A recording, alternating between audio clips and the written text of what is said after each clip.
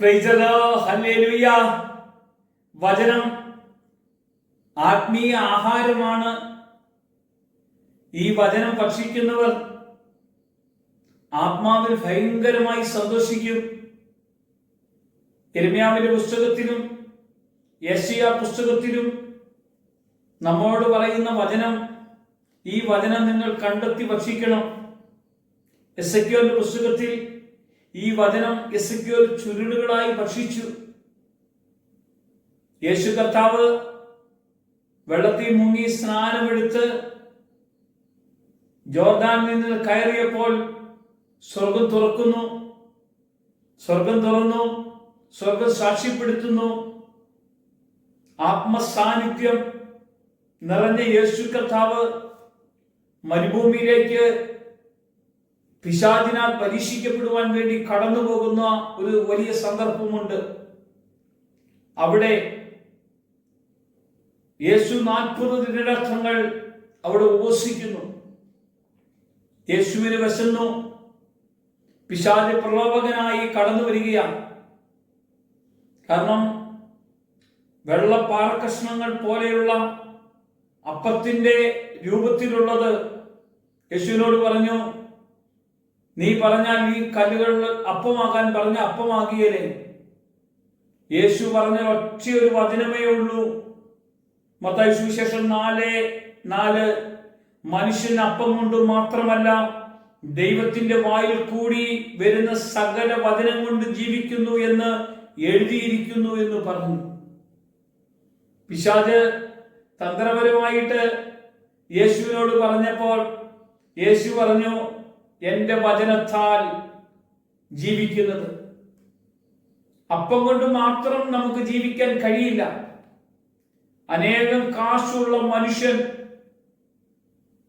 അനേകം കാറുകളുള്ള മനുഷ്യൻ, വിമാനമുള്ള മനുഷ്യൻ, ഈ ലോകത്തിൽ നേടാൻ കഴിയുന്നതെല്ലാം നേടിയ മനുഷ്യന് അവന്റെ ജീവിതം അവന് നിലനിർത്താൻ കഴിയാതെ പോയ എത്രയോ മനുഷ്യരുണ്ട്. പ്രിയമുള്ളവരെ, അപ്പം കൊണ്ട് മാത്രം, പണം കൊണ്ട് മാത്രം ജീവിതം ഒരിക്കലും സന്തോഷപൂർണ്ണമാക്കിയല്ല. എന്റെ വായിൽ നിന്ന് പുറപ്പെടുന്ന വചനം, അതുകൊണ്ടാണ് യേശു പറഞ്ഞത്, യോഹന്നാൻ സുവിശേഷം 14:27 വചനം പറഞ്ഞത്, എന്റെ സമാധാനം ഞാൻ നിങ്ങൾക്ക് തന്നിട്ട് പോകുന്നു. അത് ഈ ലോകം തരുന്നത് പോലെയല്ല. ലോകം തരുന്ന സമാധാനം അത് താൽക്കാലികമാണ്. എന്തെങ്കിലും ഒരു ചെറിയ വിഷയം വന്നാൽ ലോകത്തിൽ നിന്ന് വിട്ടുപോകാൻ, ആത്മഹത്യ ചെയ്യാൻ, നീ എന്തിനാ ജീവിക്കുന്നതെന്ന് തോന്നുവാനും, ജീവിക്കാൻ പറ്റാത്ത വണ്ണം മരിക്കുവാനും ഇടയാകുന്ന മനുഷ്യർ എത്ര പേരുണ്ട്? സമ്പത്തില്ലാഞ്ഞിട്ടാണോ? സ്ഥാനമാനങ്ങളില്ലാഞ്ഞിട്ടാണോ? കഴിവില്ലാഞ്ഞിട്ടാണോ? അറിവില്ലാഞ്ഞിട്ടാണോ? വചനമില്ലാഞ്ഞിട്ടാണ്. ഞാൻ പറയും, ദൈവവചനം ഒരു ആഹാരമായി അവന് ഭക്ഷിക്കാൻ കഴിഞ്ഞിട്ടില്ല. അവന്റെ ജീവിതത്തിൽ അത് അനുഭവിക്കാൻ കഴിഞ്ഞിട്ടില്ല. എത്രയോ കോടീശ്വരന്മാർ ജീവിതം തന്നെ അവസാനിപ്പിച്ച് കളയുന്നുണ്ട്. വചനത്തിൽ ജീവിക്കുന്ന മനുഷ്യന് ദൈവം ദീർഘായുസ് കൊടുക്കുന്നില്ലേ? കർത്താവിന്റെ കൂടെ ജീവിക്കുന്നില്ലേ? സമാധാനത്തിൽ ജീവിക്കുന്നില്ലേ? അവനെ പിടിച്ച് തടവറയിൽ ഇട്ടാലും അവൻ എത്ര സമാധാനമാ, അവൻ എത്ര സന്തോഷമാ, അവൻ എത്ര ആനന്ദമാ. തടവറയിൽ കിടന്ന പൗലോസ് പറയുകയാണ്, നിങ്ങൾ സന്തോഷിക്കുവിൻ. പറയാൻ കാരണമുണ്ട്. ആത്മീയ ആഹാരം അവൻ ഭക്ഷിച്ചുകൊണ്ടാണ് അതിൻ്റെ അകത്ത് വസിക്കുന്നത്. ജീവനുള്ള കർത്താവിന്റെ വചനം അവന്റെ അകത്ത് അതുപോലെ വെളിപ്പെട്ടു. നമ്മുടെ അകത്ത് വചനം വെളിപ്പെടുന്നുണ്ടെങ്കിൽ, നമ്മുടെ അകത്ത് നമ്മുടെ കർത്താവ് ജീവിക്കുന്നുണ്ടെന്ന് തിരിച്ചറിയുന്നെങ്കിൽ, അവനെ നമ്മൾ ആരാധിക്കുന്നെങ്കിൽ, ആ ജീവന്റെ വചനത്തിന്റെ ശക്തി നമുക്ക് അനുഭവിക്കാൻ കഴിയും.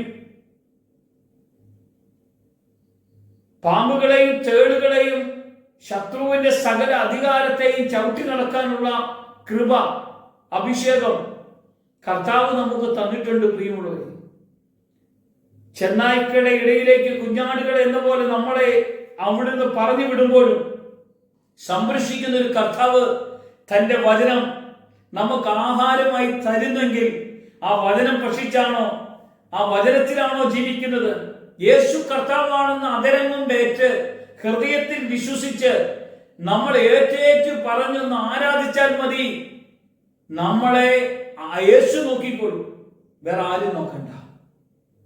ആ യേശുവിന്റെ സ്നേഹത്താൽ, കർത്താവിന്റെ സ്നേഹത്താൽ, ആ ദൈവത്തിന്റെ പ്രവൃത്തിയാൽ എന്നെ ഇന്ന് നിറയ്ക്കണമേ എന്ന് ഒരു നിമിഷം പ്രാർത്ഥിക്കാൻ. കർത്താവേ, ഈ വചനം എനിക്ക് ആഹാരമായി, ജീവന്റെ അപ്പമായി, ജീവന്റെ അനുഭവമായി, ജീവന്റെ ശക്തിയായി, ജീവന്റെ പ്രവൃത്തിയായി, ജീവന്റെ വെളിച്ചമായി എനിക്ക് അനുഭവിക്കാൻ തക്കവണ്ണം എന്നെ അങ്ങ് നടത്തണം.